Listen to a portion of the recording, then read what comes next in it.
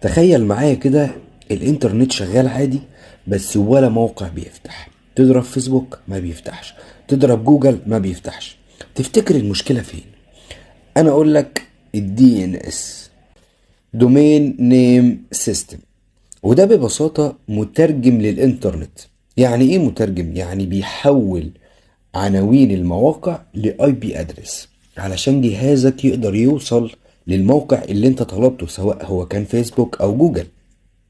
تعالوا نتابع مع بعض العملية دي بتتم ازاي. انت مثلا طلبت تدخل على الفيسبوك او جوجل، كتبت الدومين. الدومين ده اللي بنسميه هو اسم الموقع. تخيل انت مثلا كتبت جوجل دوت كوم. جوجل دوت كوم هو الدومين بتاع الموقع. يقوم موبايلك يبعت رسالة للدي ان اس سيرفر، يقول له هل الدومين ده عندك؟ يقول له ايوه عندي، اتفضل، ادي الاي بي بتاع الموقع. مباشرة بعد ما يطلب ويرجع له الاي بي، الصفحة بتاعة الفيسبوك او جوجل بتفتح عندك على الموبايل او على الجهاز اللابتوب بتاعك او الكمبيوتر.